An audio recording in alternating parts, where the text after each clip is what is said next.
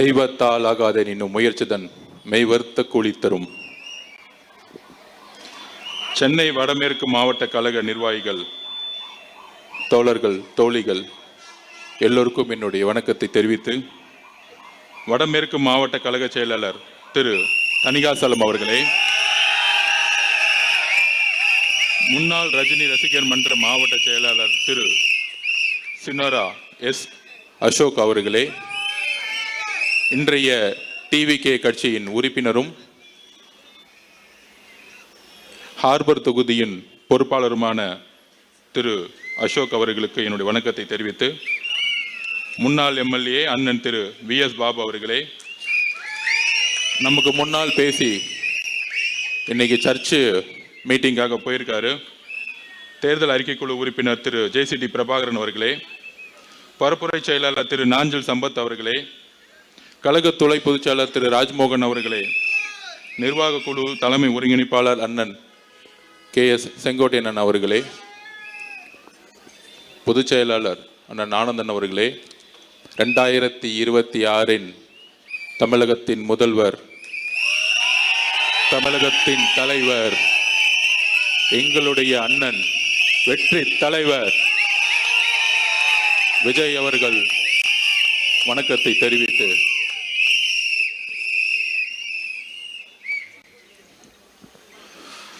அதாவது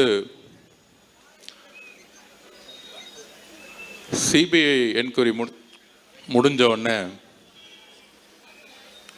அந்த சிபிஐ என்கொயரிக்கு போகும்போதெல்லாம் இந்த திமுக காரங்களாம் என்ன பண்ணுவாங்கன்னா, மீடியாவில் உட்காந்துட்டு டெல்லியில் கூப்பிட்டுட்டாங்க, அழுத்தம் கொடுக்குறாங்க, சிபிஐ மிரட்டுறாங்க அப்படின்னு ஒரு 5 நாள் பிரச்சாரத்தை உருவாக்குவாங்க. நான் ஒரு படம் அண்ணன் நிர்மல்குமார் எல்லாம் போவோம். அண்ணன் உண்மைகளை சொல்லிட்டு வெளியே வரும் பொழுது நியூஸ் ஒன்று வந்துச்சு. தமிழ்நாட்டில் தேர்தல் கமிஷன் நோட்டிஃபிகேஷன் அனௌன்ஸ் பண்ணிட்டாங்க, தேர்தல் அனௌன்ஸ் பண்ணிட்டாங்க. தமிழ்நாடு மட்டும் இல்லை, 5 மாநிலங்களில். அன்னைக்கு 5 மணிக்கு மாடல் கோட் ஸ்டார்ட் ஆயிடுச்சு. மாடல் கோட் ஸ்டார்ட் ஆயிடுச்சுன்னு என்ன தெரியுமா அர்த்தம்? தெரியுமா உங்களுக்கு? அதாவது பிரச்சாரத்தை எந்த தலைவர் எங்க வேணா ஸ்டார்ட் பண்ணலாம். அப்புறம் 4.25 வருஷம் இல்லை, 4 வருஷம் 11 மாசம் பொம்மை முதல்வராக திரு MK ஸ்டாலின் அவர்கள் இருந்தார். இன்னைக்கு உண்மையாலே பொம்மை முதல்வர் அவர். ஏன்னா மாடல் கோடு வந்துருச்சு. முதல்வர்னு சொல்லலாம், ஆனா பேனாவை எடுத்து சைன் பண்ண முடியாது. அதுக்கு முன்னாடி சைன் போட்டாங்க, அவர் மருமகனும் மகனும் சைன் போட்டுட்டு இருந்தாங்க. அதனால தான் பொம்மை முதல்வர்னு சொல்லுவோம். என்ன, அது ஒரு குடும்ப ஆட்சி. குடும்ப ஆட்சியோட நோக்கம் என்னன்னா, ஸ்டாலின் சார் டாக்ஸ் எல்லா இடத்துலையும் 30% கமிஷன் அடிச்சு கரப்ஷன் பண்றது மட்டும்தான். அப்போ அந்த சிபிஐ என்கொயரி முடிஞ்ச உடனே வெளியே வரும்போது நான் பின்னாடி தான் உக்காந்துட்டு இருந்தேன். எல்லாத்துக்கும் பதில் சொல்லணும்ல, நம்ம தலைவர் நிறைய பேச மாட்டார். அப்படி சிபிஐ என்கொயரியில் ஃப்ரெண்ட்ஸில் உக்காந்துட்டு வெளியே ஒரு 2000 பேர் நிற்கிறாங்க. எங்கேருந்து வந்தாங்கன்னு தெரியல, டெல்லியில் உட்காந்துட்டு இருக்காங்க. திடீர்னு என்ன தெரிஞ்சதுன்னு தெரியல, அந்த ராயப்பன் படத்தில் சொன்னார் பாருங்க, அதே மாதிரி டிரைவரை பார்த்து அப்புறம் திரும்பி பின்னாடி உட்கார்ந்தேன். ஒரு வார்த்தை சொன்னார். நான் சொன்னேன், சிபிஐ என்கொயரி போய் முடிச்சுட்டு லிஃப்டில் வரும்போது, அண்ணா எலெக்ஷன் கமிஷன் நோட்டிஃபிகேஷன் பண்ணிட்டாங்க, தேர்தல் ஏப்ரல் மாதம் 23 அப்படியே அமைதியாக கேட்டுக்கிட்டு இருந்தார். வண்டியில் உக்காந்துட்டு டக்குன்னு டிரைவரை பார்த்து மேலே வந்து கிளாஸ் ஓப்பன் பண்ணுங்கன்னு சொன்னார். எனக்கு அப்பையும் இன்னும் அண்ணன் காத்து வாங்கிறதுக்கு பண்றாரா அப்படின்னு நினைச்சேன். அப்புறம் ஒரு குரல் வந்துச்சு, என்ன அர்ஜுன் ஆரம்பிச்சிடலாமா இங்க இருந்தே அப்படின்னு கேட்டாரு.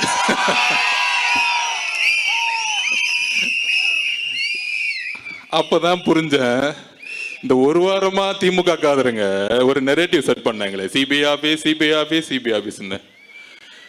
இந்த 8 மாசமா முதலமைச்சர் ஸ்டாலின் பார்த்து பயந்த ஒரே தலைவர் எங்களுடைய தலைவர். அவருக்கு இபிஎஸ் பார்த்தா பயம் இல்ல. அப்புறம் யாரோ ஒருத்தர் பிஜேபி தலைவராக ஒருத்தரை போட்டிருக்காங்க, பேர் கூட வர மாட்டேங்குது, மறந்து போச்சு. அந்த மாதிரி பல தலைவர்கள் சுத்திக்கிட்டு இருக்காங்க. எல்லாம் ஓகே, எல்லாம் திமுகவோட கூட்டணி போட்டு வச்சிட்டு இருக்காங்க.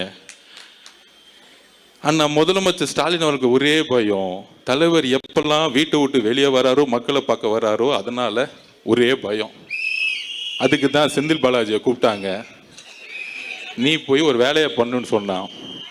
அவருக்கு கொஞ்சம் அறிவு கம்மி, அவரு அடிச்சுட்டு வரான்னு சொன்னாரு. இந்த படுபாவி கொன்னுட்டு வந்துட்டான், திருட்டு பையன். ஆக்சுவலா ஸ்டாலினை மாட்டி விட்டதே செந்தில் பாலாஜி தான் கொலை குற்றத்துல. நாளைக்கு இதுக்கு பின்னாடி என்ன அஜெண்டா இருக்குன்னு செந்தில் பாலாஜிக்கு தான் தெரியும். அவர் நம்மள எதிரியா நினைச்சிட்டு இருக்காரு. அவர் பேச விடாம நிப்பாட்டுறானா, நம்மள மக்களை கொன்னு குவிச்சிட்டு ஒரு வாரமா நாடகம் ஆடி நம்ம மேல கொலைப்பள்ளி சொல்லி அதை சுப்ரீம் கோர்ட்ல நம்மள நிரூபிச்சது. அந்த ஜட்ஜிக்கே புரிஞ்சிச்சு மகேஷோட ஆக்டிங்கு, அதுக்கப்புறம் செந்தில் பாலாஜியோட ஆக்டிங்கு, காலையில உதயநிதியோட ஆக்டிங்கு. என்ன பிரச்சனைனா, நம்ம தலைவர் ஆக்டிங் தெரிஞ்சு நம்பர் 1 ஆகி அரசியலுக்கு வந்துட்டாரு. இவங்களுக்கு ஆக்டிங்கும் தெரியல, அரசியலும் தெரியல, என்ன பண்ணணும் தெரியல. இதுதான் பிரச்சனை. ஏதாவது ஒண்ணுல எக்ஸ்பர்ட்டா இருந்தா பரவாயில்ல, எதுலயுமே இல்ல. மூளையில என்ன இருக்குன்னு தெரியல. பிறக்கும் போதே களிமண்ணு மட்டும்தான் பத்து வச்சிருக்காங்கன்னு தெரியல. சரி, அதை விடுங்க, நம்ம அந்த விமர்சனத்துக்குள்ள போக வேணாம். நம்ம ஏதாவது ஒரு வார்த்தை சொன்னா அது 100 வார்த்தை ஆக்கி டிபேட் ஆகிட்டு இருக்காங்க. அப்ப இந்த கொலையை செஞ்ச பிறகு நம்ம மேல கொலைப்பள்ளி சொல்லி இன்னைக்கு பாருங்க, நம்ம அண்ணன் செந்தில் பாலாஜி அண்ணன் என்கொயரி போயிருக்காரு. உங்க மேல கொலைப்பள்ளி இருக்குன்னு டவுட் வந்தனால தான் ஏன் உங்களை கூப்பிட்டு என்கொயரி பண்ணிட்டு இருக்காங்க. இவ்வளவுதான் சிம்பிள். அப்ப போலீஸும் அவங்க கிட்ட இருக்கு, ஜட்ஜு அவங்க கிட்ட இருக்கிறாரு. 1 நம்பர் கமிஷன் போட்ட ஜட்ஜு அவங்க இப்படிலாம் ஏமாத்தி நம்ம மேல கொலைப்பள்ளி சொன்னாங்க. போட்டு நம்ம மேல ஒரு SOP போட்டாங்க, Stalin procedure code. Stalin SOP போட்டு முடிச்சிட்டான், ஸ்டாலின் ஆப்ரேட்டிங் ப்ரொசீஜர். அப்போ அதை போட்டுட்டு என்ன பண்ணாங்க, தமிழக வெற்றி கழகத்துக்கு மட்டும்தான் கூட்டம் வரும். உடனே சொல்றாங்க, அது என்ன தமிழக வெற்றி கழகம் மட்டும் கூட்டத்தை கண்ட்ரோல் பண்ண முடியல அப்படின்னு ஒரு பிரச்சாரமா. யாரு கூட இருக்கக்கூடிய வித்வான்கள், நல்லா வித்வானம் பண்ணுவாங்க, காசை வாங்கிட்டு டக்க டக்க டக்க டக்க டக்குன்னு அடிச்சுட்டே இருப்பாங்க.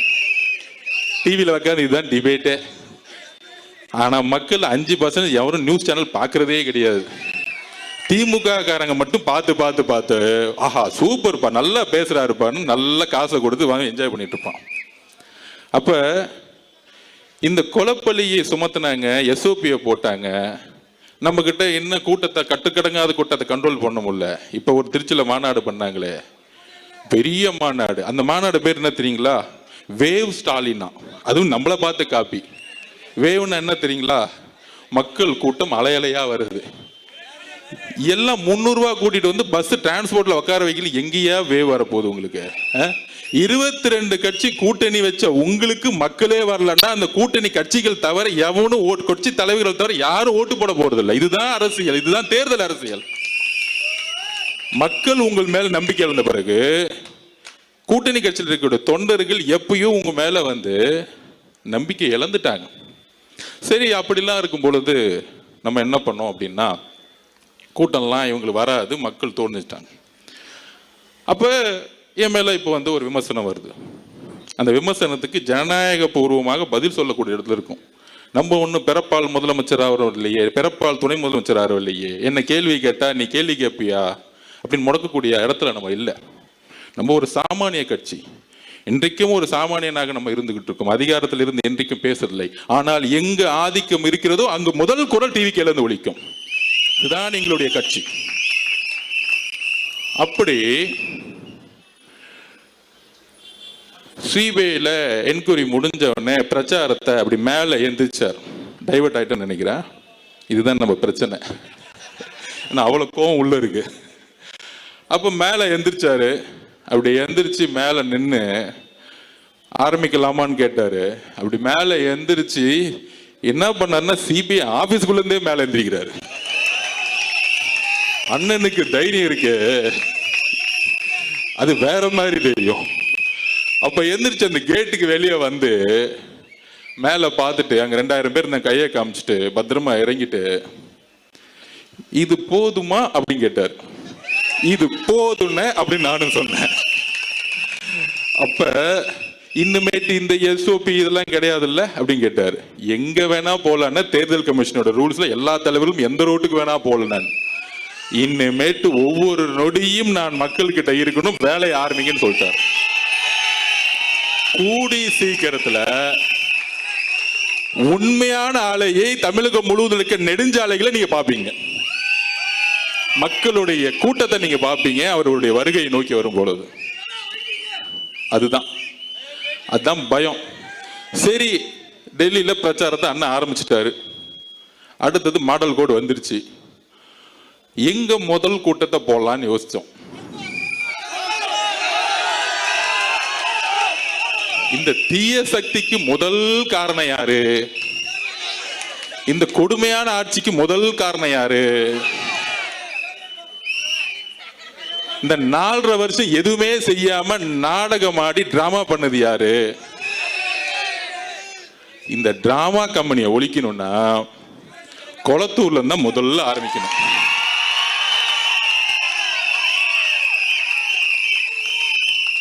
எங்களுக்கெல்லாம் பயமே கிடையாதுயா. நீ என்ன வேணா பேசிக்கோ, அவதூறா பேசிக்கோ. ஆதவர்ஜனா இப்படி, ஆதவர்ஜனா குடும்பம் அப்படி, ஆதவர்ஜனா மாமனார் இப்படி, என்ன வேணா பேசிக்கோ. காதை கேட்காது, போய்கிட்டே இருப்போம். எங்க குறிக்கோள் என்ன? சென்ட் ஜார்ஜ் கோட்டையில அண்ணனை சைன் போட வைக்கணும், அவ்வளவுதான் எங்க குறிக்கோள். இந்த அள்ளு சில்லற பேசுறதுக்கெல்லாம் பதில் கொடுக்கலாம் எங்களுக்கு டைம் கிடையாது மோதும். அப்ப இந்த திமுக வந்து எப்படி திசை திருப்பணுங்கிறதுக்கு நான் பதில் சொல்லணும். யாருக்காக பதில் சொல்லணும்? ஆதவர்ஜுனா பயந்துட்டாரு. 1000 கைகள் மறைத்தாலும் ஆதவனை மறைக்க முடியாது. நீ சூரியன்னா நான் ஆதவுடா, நான் யாருக்கும் பயப்படாது கிடையாது. 5 வயசுலயே எங்க அம்மாவுடைய சாவை பார்த்தவன் நான். இதுக்கு மேல எவனும் என்ன பயன்படுத்த முடியாது, எழுதி வச்சுக்கோங்க. இந்த உலகத்துல தன்னுடைய தாயை சாவ 5 வயசுல பார்த்த ஒரு பையன்னா நான் தான். அது இதுலயே நான் அந்த பயத்திலிருந்து வெளியே வந்து இன்னைக்கு தமிழக மக்கள் முன்னாடி தைரியமா நிக்கிறேன்னா என் தலைவர் உண்மையா இருக்கிறாருங்கிற ஒரு வலிமை என்கிட்ட இருக்கு. என்கிட்ட எந்த போயும் கிடையாது, நான் யாரையும் ஏமாத்தினது கிடையாது, எந்த கட்சிக்கும் துரோகம் செஞ்சது கிடையாது. நான் வேலை பார்த்தேன், அந்த இடத்துல உண்மை இல்லைன்னா நாங்கள் இருக்க மாட்டோம். அவ்வளோதான் என்னுடைய வரலாறு. எங்கே வேணா நான் போய் சொல்லுவேன், என்ன வேணா கேள்வி கேள்வி. அப்போ எங்க நம்ம சின்னவரான அசோக் அண்ணன் சொன்னாரு, நம்ம தோழர் 12 வருஷமா கூட இருக்கிறவர், அவருடைய உணர்வுக்கு பதிவு குடிக்கணும் இல்லை, மீதி அள்ளுச்சில்றைக்கெல்லாம் நான் பதில் சொல்லிடலாம், டைம் வேஸ்ட் பண்ண மாட்டேன். அப்புறம் அசோக் அண்ணன் நம்ம கூட 12 வருஷமா இருக்கிறவர், நான் அவரை பற்றி சொல்லணும். 40 வருஷம் மரியாதைக்குரிய ரஜினி சார் அவர்கள் கூட இருந்தவர், நம்மளுடைய அன்புக்குரியவர் அவர்.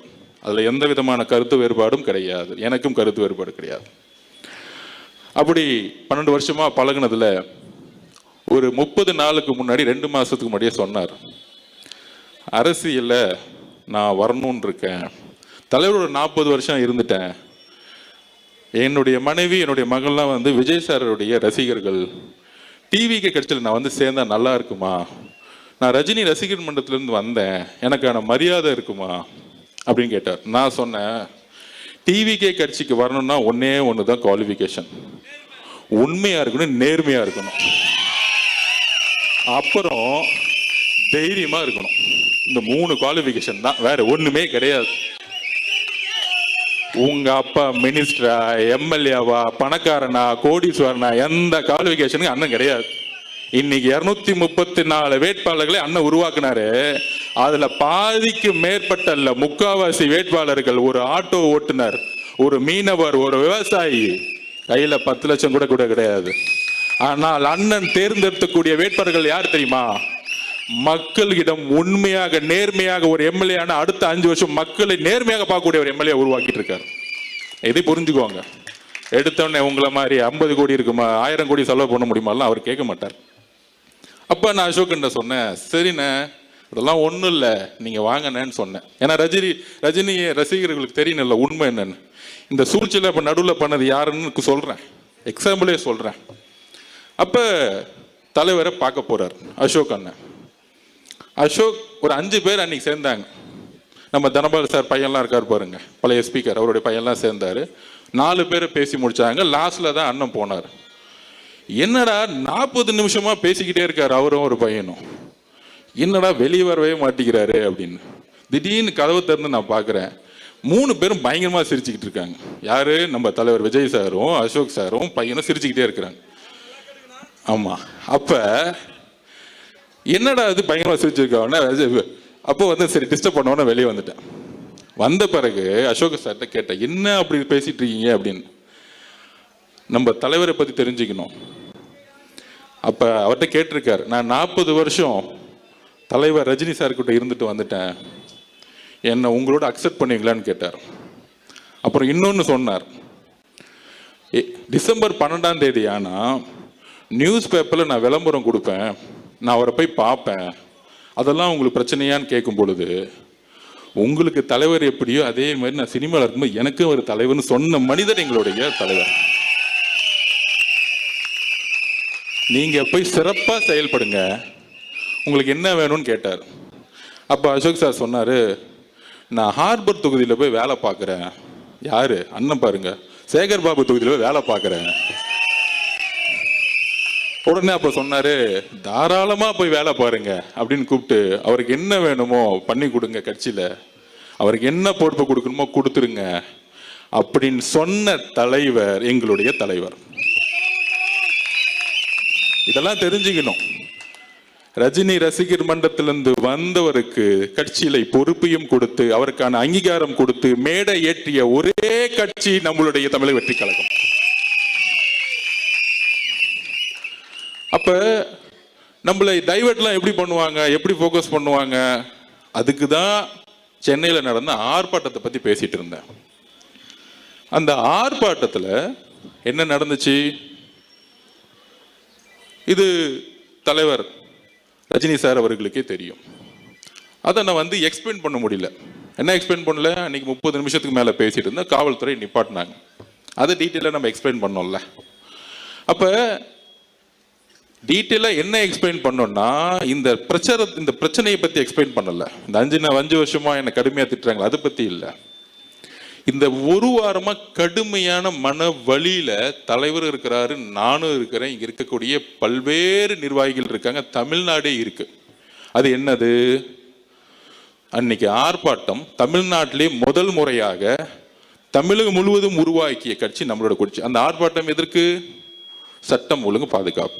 அதுல என்ன பிரச்சனை, தூத்துக்குடியில இந்த ஊடகங்களையும் ஒட்டுமொத்த தமிழக மக்களையும் எல்லோரையும் நான் கேட்டுக்கிறேன், வலியோடு கேட்குறேன்.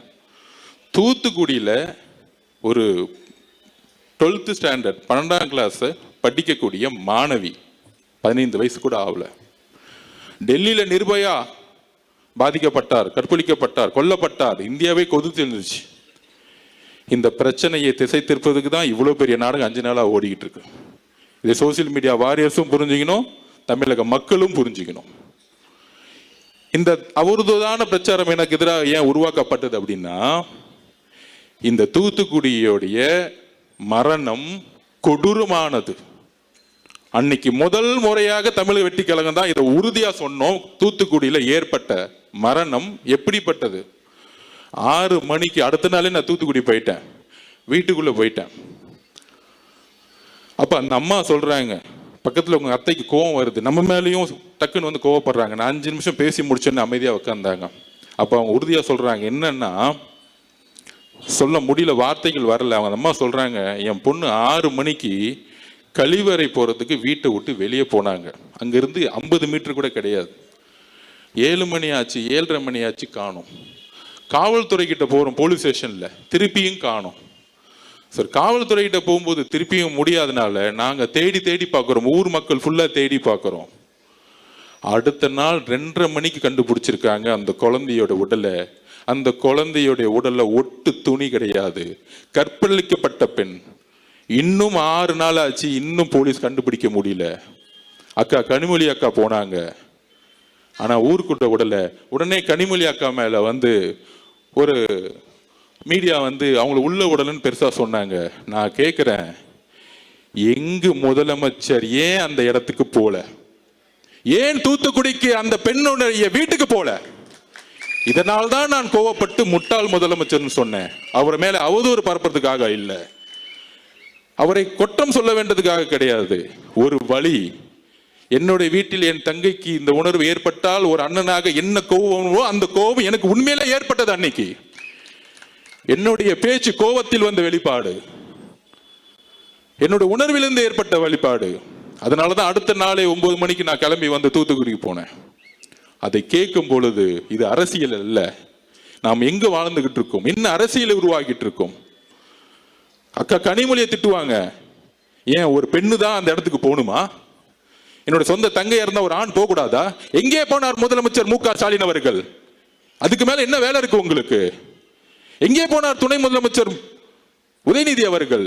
இதுக்கு மேல என்ன வேலை இருக்கு உங்களுக்கு? ஒரு பெண் மானங்கப்படுத்தப்பட்டு, ஒரு பெண் ஒட்டு துணி இல்லாம தூக்கி எரிஞ்சு, ஒரு ஊரே அன்னைக்கு 2.5 மணி நேரம் தேடி, ஒரு காவல்துறை கூட 18 மணி நேரம் அந்த ஊருக்குள்ளே போவாம, ஒரு கலெக்டர் போவாம, ஒரு எம்எல்ஏ போகாம, ஒரு கவுன்சிலர் போவாம, திமுகவுடைய அமைச்சர்கள் போவாம, முதலமைச்சரும் போல, துணை முதலமைச்சர் உதயநிதியும் போல.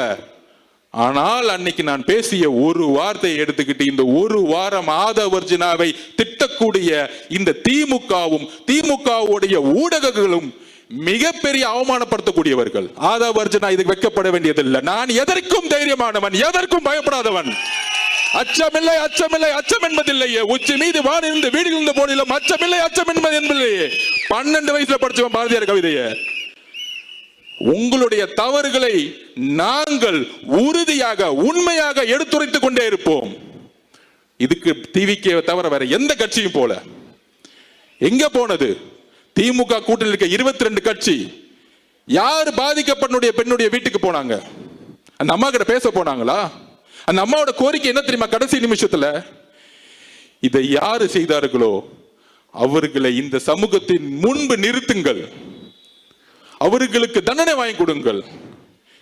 ஏனென்றால் என்னுடைய பெண் குழந்தை போல இன்னொரு பெண் குழந்தைக்கு தமிழ்நாட்டில் இந்த நிலைமை ஏற்படுத்த கூடாது சொன்னவர் என்னுடைய அம்மா. தூத்துக்குடியில் இருக்க பாதிக்கப்பட்ட அம்மா தன் குழந்தையை இறந்தாலும் அவர்கள் கவலைப்பட்டது இன்னொரு பெண் குழந்தைக்கு இந்த பிரச்சனை நடக்கக்கூடாதுன்னு பேசினாங்க என்கிட்ட. ஆனால் இதை மூடி மறைக்கணும். நிர்பயா சகோதரர் பாதிக்கப்பட்டது போல இந்த பிரச்சனையை தமிழக மக்களுக்கு கொண்டு போய் சேர்த்தக்கூடாது. தலைவர் ரஜினி சார் அவர்களே, உங்கள் மீது எங்களுக்கு எந்த வெறுப்பும் கிடையாது, உங்கள் மீது எங்களுக்கு அன்பு மட்டும்தான் இருக்கிறது. இதை நான் உறுதியாக பதிவிடுகிறேன். நான் ஒரு சாமானியன், அதிகாரம் என்கிட்ட இல்ல, பணபலம் இல்ல. நான் இன்றைக்கும் ஒரு சாமானியன், ஒரு சாதாரண விவசாய வீட்டில் பிறந்த உணர்வு தான் இன்னைக்கும் இருக்கு. எல்லா தொழிலையும் தூக்கி போட்டு வந்துட்டேன். எனக்கு வேற எதுவும் இல்லை, எந்த நாதியும் இல்லை. ஏன்? என்னுடைய குடும்பமே என்னுடைய அரசியலுடைய முடிவுகளுக்கு எதிராக இருக்கிறது. எல்லாரையும் தூக்கி போட்டிருக்கோம். ஏன்? நான் உண்மையாக மக்களிடம் இருக்க வேண்டும் என்ற உணர்வு எனக்கு இருக்கிறது, என்னுடைய தலைவருக்கு இருக்கிறது. அவதூறுகளை பத்தி கவலைப்படல. 5 வயசுல என்ன அனாதன்னு சொன்னாங்க, 12 வயசுல என்ன குறிக்கோள் இருக்கும் போது நீ ஏழைன்னு சொன்னாங்க, 16 வயசுல பொலிட்டிகல்ஸ் படிக்கும் போது உனக்கு எதுக்கு இந்த வீண் வேலை பொலிட்டிகல் சயின்ஸ் படிக்கணும்னு சொன்னாங்க. திமுக நான் வேலை செய்யும் போது உன்னாலெல்லாம் ஜெயிக்க வைக்க முடியுமான்னு என்ன பார்த்து கேட்டாங்க. டிவிக்கு வரும்பொழுது நீ என்ன சாதிப்பன்னு கேட்டாங்க. என் தலைவர் இருக்கிறார், உண்மை இருக்கிறது, என் கட்சியுடைய தொண்டர்களும் மக்களும் இருக்கிறார்கள், நாங்கள் உறுதியாக சாதிப்போம். எம்ஜிஆரிடம் இருந்த உண்மை எங்களுடைய தலைவர்கிட்ட இருக்கு. அப்ப தமிழக மக்களே, எதனால என்னுடைய வார்த்தைகள் மாறியது? என்ன பிரச்சாரத்தை திமுக உருவாக்கி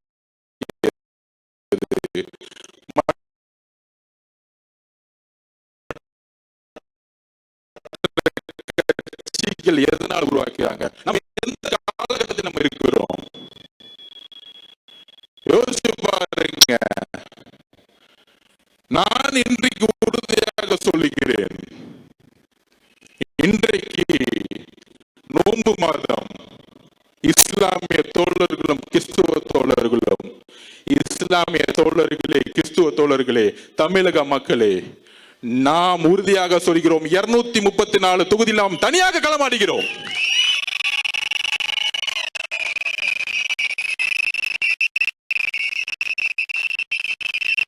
உண்மையான இஸ்லாமிய சகோதரர்கள், உண்மையான கிறிஸ்தவர்கள் நாம் உண்மையாக இருக்கிறோம். நம்ம அண்ணனுக்கு பல்வேறு சொல்றாங்களே ஆஃபர்லாம் கொடுத்தாங்க, 50-50, நீங்க 90 நான் 90, நீங்க முதலமைச்சர் 2.5 வருஷம் நான் முதலமைச்சர் 2.5 வருஷம், எல்லா ஆஃபரும் கொடுத்தாங்க. அப்ப அண்ணன் சொன்ன ஒரே வார்த்தை எங்க கிட்ட, எனக்கு ஆஃபர் தேவையில்லை, தமிழக மக்களுடைய உண்மையான நம்பிக்கையை, என்றைக்கும் தமிழக மக்களுடைய நம்பிக்கையை, நான் உருவாக்கக்கூடிய அரசு மத சார்பற்ற சமூக நீதிக்கான அரசை உருவாக்கக்கூடிய ஒரு வலிமையை தமிழக வெற்றி கழகம் உருவாக்கும் சொன்னது எங்களுடைய தலைவர் விஜய் அவர்கள். முதலமைச்சர் பதவியை ஆசைப்பட்டு டெல்லிக்கு அடிப்பணி வர எங்களுடைய தலைவர் அல்ல. பராசக்தி ரிலீஸ் ஆனோம்னா போய் ஹோம் மினிஸ்டரை பார்த்துட்டு உதயநிதி ஒரு போன் கால் பேசி ரிலீஸ் பண்ண ஒரு எங்க ஆள் கிடையாது. இன்றைக்கும் எங்களுடைய படம் லீகல் லிட்டிகேஷன் இருக்கு. இஸ்லாமிய தோழர்களே கிறிஸ்துவ தோழர்களே, நீங்கள் புரிந்து கொள்ளுங்கள், முதலமைச்சருடைய மகனுடைய தன்னுடைய பேரனுடைய பராசக்தி படம் ரிலீஸ் பண்ணப்பட்டது, ஜனநாயகன் படம் என்றைக்கு வரைக்கும் நிப்பாட்டப்பட்டதுக்கான காரணம் அரசியல் தான். இது அரசியல் தான். இந்த அரசியலை தைரியமாக எதிர்கொள்ளக்கூடிய ஒரே தலைவர் எங்களுடைய தலைவர் விஜய் அவர்கள். எந்த எக்ஸ்ட்ரீம் போறேன்னு சொல்லிட்டாரு அவரை எப்பொழுதும் யாராலும் அடிமைப்படுத்த முடியாது. ஏனென்றால் திருப்பி நான் பதிவு சொல்றேன், இந்த கூட்டணி கணக்குகள் 2026ஆம் ஆண்டு தூள் தூளாக்கப்படும். ஒரு சிங்கம் ஆடுடன் சேர்ந்து பாதுகாப்பை கொடுக்க முடியாது மக்களுக்கு. நம்மளுடைய தலைவர் சிங்கம். நாம் ஒரு மிகப்பெரிய ஆட்சியை உருவாக்க, பெரியார்களுடைய கொள்கையை உருவாக்க, அம்பேத்கர் கொள்கையை உருவாக்க நாம் ஒரு மிகப்பெரிய அரசியலை உருவாக்கிட்டு இருக்கோம். நம்பர் 1. அப்புறம் அன்னைக்கு ஆர்ப்பாட்டத்தில் பேசும்போது நான் தெளிவா பேசினேன். என்ன பேசினேன்? எப்பெல்லாம் திமுகவை எதிர்த்து ஒரு சக்தி வருகிறதோ, ஃபர்ஸ்ட் எம்ஜிஆர் அவர்கள் கடுமையா 5 வருஷம் போராடி பார்த்தாங்க. செங்கோட்டையனை கேட்டு பாருங்க, அடிச்சாங்க, விரட்டினாங்க, எல்லாம் பண்ணாங்க. ஆனா கடுமையா மக்கள் ஆதரவோட வெற்றி பெற்றுட்டாங்க. அன்னையில இருந்து அவர் உயிரோட வரைக்கும் ஜெயிக்க முடியல. அடுத்து ஜெயலலிதா அம்மா வந்தாங்க, அவங்க மேல கடுமையான அடி அடிச்சாங்க, உடல் மொழி எல்லாம் கேவலமா பேசி பார்த்தாங்க, ஜெயிச்சிட்டாங்க. திருப்பி என்ன பண்ணிட்டாங்க, 97-98 அவங்க ரிசைன் பண்றேன்னு அவங்க லெட்டரை வெளியிட்டு போலியா பரப்பினாங்க, பயந்துட்டு திருப்பி 2001 வந்துட்டாங்க. அந்த அம்மா இருக்கிற வரைக்கும், கருணாநிதி ஐயா இருக்கிற வரைக்கும் தமிழ்நாடு சூழ்நிலை வேற மாதிரி இருந்துச்சு. அதுக்கப்புறம் எத்தனை பேர் வந்தாங்க, முக்கியமா திரைத்துறையில இருந்து எம்ஜிஆருக்கு அப்புறம் வந்தவங்க எல்லாமே என்ன செஞ்சாங்க? ஃபர்ஸ்ட் நம்ம கேப்டன் விஜயகாந்த் அண்ணன், நமக்கு பிடிச்சவர், அன்பானவர், நல்லவர், வலுவானவர். என்ன அவதூறு சொற்களை சொல்லி, என்ன கட்டமைப்பை உருவாக்கி, என்ன பிரச்சாரத்தை உருவாக்கி, நான் மிரட்டல் சொன்னது ஒருத்தர் நேரா கூப்பிட்டு மிரட்டுறது கிடையாது. அவதூறு பிரச்சாரங்கள், கீழ்த்தரமான பிரச்சாரங்கள், தனிப்பட்ட முறையில் பிரச்சாரங்கள், இதையெல்லாம் உருவாக்கி அவரை எந்த அளவுக்கு வீழ்த்தினாங்கன்னு தெரியும் உங்களை. இதைதான் நான் பதிவு பண்ணேன். அதுக்கப்புறம் பாசமிகு நம்மளுடைய ரஜினிகாந்த் சார், அவரும் கட்சியை உருவாக்கணும்னு சொல்லும் போது நான் தேர்தலில் வேலை பார்த்தேன். அப்ப நாங்க சர்வே எடுப்போம். சர்வே எடுக்கும் பொழுது அவர் கட்சி ஆரம்பிக்கணும்னு சொன்ன உடனே காமிச்சது 18%. நான் உண்மையை சொல்றேன், எடுத்த உடனே 18% காமிச்சிச்சு. அது அவருக்கு தெரியுமான்னு தெரியல. அப்ப நான் களத்துல வேலை பார்த்துட்டு இருக்கேன். இப்ப 18% எடுத்த உடனே திமுக பயம் வந்துருச்சு. அப்ப என்ன மாதிரி போலி கருத்துக்களை உருவாக்கணும், இதைதான் நான் மிரட்டல்னு சொன்னேன். அவரை கூப்பிட்டு மிரட்டினாங்க, அந்த குடும்பம் செஞ்சுச்சு, இதுக்கான அர்த்தம் இல்லை. என்ன மாதிரி பிரச்சாரத்தை உருவாக்குவது, என்ன மாதிரி அவதூறு சொற்களை உருவாக்குவது. அன்னைக்கு உதயநிதி அவர்கள் இதே ரஜினி சார் மேல என்ன மாதிரி குற்றச்சாட்டுகளை தன்னுடைய ட்விட்டர் எல்லாம் போட்டார், எவ்வளவு அசிங்கமா பேசினார். பாஜக பி டீம் மிரட்டி தான் பாஜக கொண்டு வந்தாங்க. இதையெல்லாம் உருவாக்குனது திமுக. அதுக்கப்புறம் இபிஎஸ் முதலமைச்சர் அதிமுக கடுமையான சொற்கள்ல பேசினார். என்னெல்லாம் பேசினார் இன்னைக்கு சமூக ஊடகத்தில் வந்துருச்சு. இந்த மாதிரி கூட்டணி கட்சிகள் இவங்க எல்லாம் சேர்ந்து ஒரு சக்தி வரும் பொழுது, ஒரு சிஸ்டம் மாத்தணும்னு சொல்லும் போது, ஊழல ஒழிக்கணும்னு சொல்லும் பொழுது, அவரு இங்க காசு எடுக்க வரல. ஏன்னா அவரு நல்லா சம்பாரிச்சிருந்தார். அப்ப ஒரு சூழ்ச்சிகளை தன்னுடைய சமூக வலைத்தளம் மூலியமாகவும் தன்னுடைய கட்சியுடைய கட்டமைப்பாகவும் உருவாக்கி பல்வேறு அழுத்தங்களை வெளியிலிருந்து கொடுத்தாங்க. அப்ப ஒருத்தர் ஒரு நல்ல மனசு கொண்டவர் வரும்பொழுது என்னெல்லாம் பிரச்சாரத்தை உருவாக்கணுங்கிறத என்னுடைய பதிவு. அவரை சிறுமைப்படுத்த வேண்டுமோ இல்ல அவர் பயந்துட்டாரோ சொல்ல வேண்டிய அர்த்தம் கிடையாது. இந்த திமுகவுடைய சூழ்ச்சிகளை அன்றைக்கு நான் பதிவு பண்ணேன். அதற்கு அப்புறம் வைகோ அவர்கள் எவ்வளவோ பேரை தன்னுடைய சூழ்ச்சி அரசியல்னால எல்லா விதமான பிரச்சாரங்களையும் உருவாக்கி என்ன செஞ்சாங்கிறத பதிவு பண்ண. அதுதான் என்னுடைய நோக்கம். அப்ப இதை சொல்லி முடிச்சுட்டு வர்றதுக்குள்ள உடனே அந்த வார்த்தையை எடுத்து அதுக்கு ஒரு பல்வேறு பிரச்சாரங்களை உருவாக்குவாங்க. ஏன்?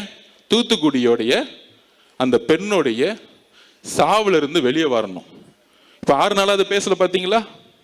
நம்ம உடனே நம்மளோட சோசியல் மீடியா வாரியா ரஜினி சாருக்கு பதில் கொடுக்குறோம், நம்ம பதில் கொடுக்குறோம், நம்ம அடுத்தடுத்த வேலையை நான் பார்த்துட்டு இருக்கேன். அப்ப இது உருவாக்கக்கூடிய வலிமை திமுக கிட்ட இருக்கு இந்த பொய் பிரச்சாரம். ஆனா புதுசா என்னன்னா இதுல பாஜகவும் திரு இபிஎஸ் அவர்கள் சேர்ந்துக்கிட்டாங்க. ஏன் சேர்ந்தாங்க? அன்னைக்கு ரஜினி சார் கட்சி ஆரம்பிக்கும் பொழுது கடுமையா விமர்சனம் பண்ணது இபிஎஸ். ஆனா இன்னைக்கு சொல்றாரு, அவரை பத்தி புகழ்ந்துட்டு இருக்கார். இந்த சூழ்ச்சி நமக்கு தெரியுமா? நமக்கு தெரியாது. நம்ம ஒரு தூய உள்ளம். அதையும் மீறி இன்றைக்கு ரஜினி சார் கிட்ட ஒரு அறிக்கை வந்துச்சு. ரஜினி சாருக்கு எல்லா உண்மைகளும் தெரிஞ்சிருக்கலாம். ஆனால் இந்த விவாதங்கள் இதெல்லாம் பார்த்து அவரு தன்னுடைய மனசுல தப்பா நினைக்கிறதுக்கான வாய்ப்பு இருக்குன்னு அவர் அறிக்கையை பார்த்து தெரிஞ்சுக்கிட்டேன். எங்களுடைய பாசத்துக்குரிய ரஜினி சார் அவர்களே, எங்களுடைய தலைவருக்கும் நீங்கள் தலைவர் அப்படின்னு அசோகன் சொன்னார். எங்களுடைய தலைவருடைய நிலைப்பாடும் தான் எங்களுடைய நிலைப்பாடும். அப்ப இந்த சூழ்ச்சிகளுக்கெல்லாம் ஏன் நடந்துச்சுன்னு சொல்லக்கூடிய இடத்துல நான் இருக்கிறேன். தூத்துக்குடியோடைய என்னுடைய தங்கை கற்பழிக்கப்பட்டு இன்னைக்கு செத்து போய் 6 நாளாயும் அவனுடைய குடும்பம் இன்னைக்கு நடுரோட்ல நின்றுட்டு இருக்கு. இதை திசை திருப்பதுக்கு தான் இந்த பிரச்சாரம். இந்த திசை திருப்புல இருந்து இதுக்கான விஷயத்தை நான் பதிவு பண்ணணும்னு நினைச்சேன். அதான் இன்னைக்கு பதிவு பண்ணேன். இந்த கடிதத்தில், இந்த அறிக்கையிலிருந்து பாசத்துக்குரிய ரஜினி சார் அவர்களுக்கு நான் பதிவு பண்ணக்கூடியது, அப்படி உங்களுக்கு நான் சொல்ல வேண்டிய நோக்கம் வேறு, உங்களுக்கு வருத்தம் ஏற்பட்டிருந்தால் என்னுடைய வருத்தத்தையும் என்னுடைய மன்னிப்பையும் பகிரமாக நான் கேட்டுக்கொள்கிறேன். ஏனென்றால் என்னுடன் நீங்கள் வயதில் மூத்தவர், அதற்கான தார்மீக கடமை இருக்குது. நான் வேற யாருக்கும் பதில் கொடுக்கறதுக்கு நான் இங்க வரல. அவருடைய அறிக்கையை படித்தேன். அவருக்கு ஒரு உணர்வு ஏற்பட்டிருக்குது. அந்த உணர்வுக்கு நான் மரியாதை கொடுக்கிறேன். ஆனால் இந்த திமுகவுடைய சூழ்ச்சிகள், 22 கட்சிகள் கூட்டணி உருவாக்கி திருப்பி ஆட்சிக்கு வரணும் ஒரு பொய்யான பிரச்சாரத்தை உருவாக்கப்பட்டிருக்குங்களா? அதெல்லாம் தூக்கி எறியக்கூடிய ஒரே வலிமை நம்ம கட்சிக்கு மட்டும்தான் இருக்கு. அப்ப இந்த தூத்துக்குடி பெண்ணுடைய மரணத்திலிருந்து திசை திருப்பதற்கான எல்லா நாடகங்களையும் உருவாக்குவாங்க. அந்த நாடகங்கள் தான் நம்ம ஃபோக்கஸ் பண்ணணும். இதை விட்டுட்டு நம்ம எங்கேயும் டைவர்ட் ஆகக்கூடாது. திமுகவுடைய சூழ்ச்சிகள், திமுகவோட தவறுகள், திமுகவோட பொய் பிரச்சாரங்கள், திமுகவுடைய எல்லா தவறுகளையும் சொல்ல வேண்டிய பொறுப்பு நம்ம கிட்ட இருக்கு. நம்ம டைவர்ட் ஆகக்கூடாது. ரஜினி சார் நீங்க அரசு இல்லை, நம்ம எதுக்கு அவரோட சண்டை போட போனோம்? அவர்கிட்ட நம்ம எதுக்கு ஃபைட் பண்ண போறோம்? அது இல்லை நம்ம நோக்கம். என்னெல்லாம் செஞ்சாங்க, ஒரு புதிய அரசியல் கட்சி தொடங்கும் போது திமுக குடும்பம் என்னெல்லாம் பேசினாங்க, முரசொலியில இதே ரஜினிகாந்த் சாரை பத்தி என்னெல்லாம் எழுதுனாங்க. இதெல்லாம் எப்ப நடந்துச்சு? 5 வருஷத்துக்கு முன்னாடி. இன்னைக்கு ரஜினி சார் இயக்கத்துல இருந்து வந்தவருக்கு ஒரு ஹார்பர் தொகுதியில பொறுப்பு கொடுத்த வேலை பாருன்னு சொன்ன இயக்கம் டிவிக்கு. அப்ப இதற்கான விளக்கங்கள் நாம் கொடுக்க வேண்டிய இடத்துல இருக்கிறோம். ஏனென்றால் நம்மளுடைய ஒரே போக்கஸ் திமுகவுடைய சூழ்ச்சிகள். இந்த சூழ்ச்சிகளை சொல்ல வேண்டிய இடத்தில் நாம் கடுமையாக இருக்க வேண்டும். நம்முடைய பிரச்சாரம் எப்பொழுதும் திசை திரும்பக்கூடாது, வேற எப்பயும் திசை திரும்பக்கூடாது. நம்மளுடைய நோக்கங்கள் பிஜேபியோட சண்டை போடுவதா? ஆம், கொள்கை ரீதியாக நம்ம சண்டை போடுறோம், கடுமையா சண்டை போடுவோம், இல்ல காம்ப்ரமைஸே கிடையாது. இன்னைக்கு தமிழக வெற்றி கழகம் தான் கொள்கை எதிரின்னு முதல் நாள் டிக்ளேர் பண்ணாங்க. திமுக டிக்ளேர் பண்ண முடியுமா? திமுக முன்னாடியே, நான் திருப்பி சொல்றேன், திமுக முன்னாடியே பிஜேபி கூட சேர்ந்தது. இனிமேட்டு எதிர்காலத்தில் சேர மாட்டாங்கன்னு சொல்ல முடியுமா? எப்ப வேணா சேருவாங்க அதிகாரத்துக்காக. ஆனால் கொள்கை எதிரின்னு சொன்ன இயக்கம் நம்மளுடைய கட்சி. அந்த அளவிற்கு நாம் கொள்கைகளை உள்வாங்கி 234 தொகுதியிலும் உறுதியாக உண்மையாக நாம் போட்டியிடுவதற்கு எல்லா விதமான மக்கள் ஆதரவு நமக்கு இருக்கு. எந்த அழுத்தங்களும் நமக்கு கிடையாது. எந்த அழுத்தங்கள் இருந்தாலும் நாம் எதிர்கொள்வோம். இதுதான் உண்மை. அதில் மிகப்பெரிய வெற்றியும் பெறுவோம். அதனால நம்மளுடைய கொள்கைகளும் கோட்பாடுகளும் தெளிவா இருக்கு. கொளத்தூர்ல ஆரம்பிச்சு முதலமைச்சர் இங்கு தோற்கடிக்கப்படணும். முன்னாள் முதலமைச்சர் ஆக்கக்கூடிய வலிமை கொளத்தூர் மக்களுக்கு இருக்கு. மு.க. ஸ்டாலின் அவர்கள் தோக்கணும்னா முதல்ல கொளத்தூர் மக்கள் இருந்து நம்ம ஆரம்பிக்கணும். அவர் ஒன்னே ஒண்ணு செஞ்சிருக்காரு, ஒரு உண்மை எங்க பண்ணிருக்கிறார், வாக்குறுதியை நிறைவேற்றிட்டார். கொளத்தூரை உண்மையால குளமா மாத்திருக்கிறார். மழை வரும்போது இங்க குளமாயிடும். அதனால இந்த கூட்டணி கட்சிகள் அழுத்தங்கள் இதெல்லாம் கிடையாது. நம்மளுடைய இந்த திருப்பியும் ஒரு வாரமா பாருங்க, இவங்க டெல்லியோட சேர்ந்துருவாங்களா, பிஜேபியோட சேர்ந்துருவாங்களா, அதிமுக சேர்ந்துருங்களா, எதுவுமே கிடையாது. தலைவர் நேத்து வந்தாரு, வாரும் வந்தாரு, தெளிவுபடுத்தினாரு. நம்ம முதல் நாள்ல மாநாட்டில் என்ன சொன்னோம், இன்னைக்கும் அந்த உறுதியில் தான் இருக்கேன். சிஎம்ஏ ஆஃபர் கொடுத்தாலும் எனக்கு தேவையில்லை. தமிழக மக்களுடைய நம்பிக்கையில தான் நான் உறுதியாக இருப்பேன், உண்மையாக இருப்பேன். வெறும் பதவிக்காக வரல, மக்களிடம் உண்மையாகவும் நம்பிக்கையாகவும் நான் இருப்பேன்னு சொல்லியிருக்கிறார். அதனால நம்மளுடைய போக்கஸ் எங்க இருக்கணும்? நம்மளுடைய போக்கஸ் திமுகவுடைய சூழ்ச்சிகளையும் தவறுகளையும் மக்களுடைய பிரச்சனையும் எடுத்து கொடுக்கக்கூடிய இந்த 30 நாளும் கடுமையா நம்ம உழைக்கணும். வேற எந்த போக்கஸும் நம்ம கிடையாது, வேற எந்த ஈகோவும் கிடையாது, வேற எந்த தலையில தனக்கணமும் நமக்கு கிடையாது. இங்க நம்ம வீரன் அதெல்லாம் கிடையாது. நம்ம ஜெயிக்கணும், எலெக்ஷன்ல ஜெயிக்கணும், இந்த ஆட்சியை தூக்கி எறியணும், சென்ட் ஜார்ஜ் கட்டில உண்மையான மக்கள் ஆட்சியை உருவாக்கணும். இதுதான் நான் சொல்ல வரேன். அதனால நாம் மக்கள் ஆட்சியை நம்மளுடைய தலைவருடைய வழிவில் உருவாக்குவோம்.